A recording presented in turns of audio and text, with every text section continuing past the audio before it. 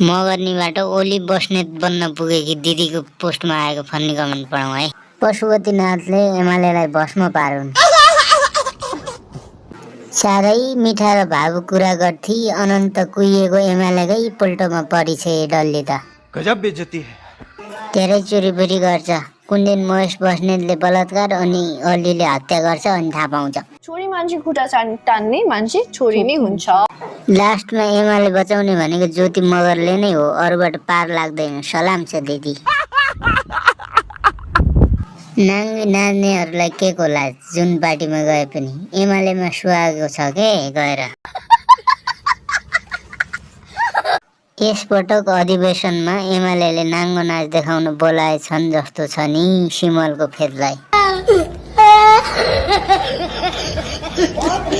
धेरै केपीको गु खाएर नै होला यस्तो ब्युटिफुल भएको मोटी मगर, मेरो मतलब ज्योति मगर।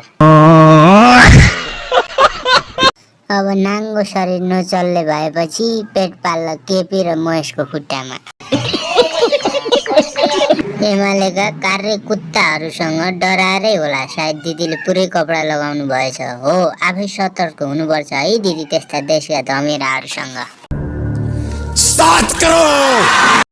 विद्या भण्डारी पछि एमालेकी नेत्री यिनै हुन् एमालेमा। वाह वाह विजय दी, congratulation congratulation, great. Pogate is happy only and 99 others.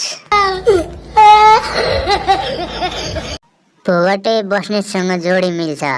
Good question. You are a good question. ज्योति ओली बस्नेत। नहीं। आशिका दिदी गएको भए पो अचम्म मान्नु, यिनी जाने नै यस्तैमा हो।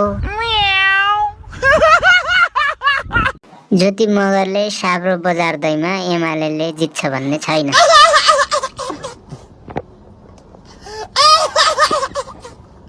तिग्रा बिग्न छाडेपछि एमालेको सहारा लिनु पर्यो।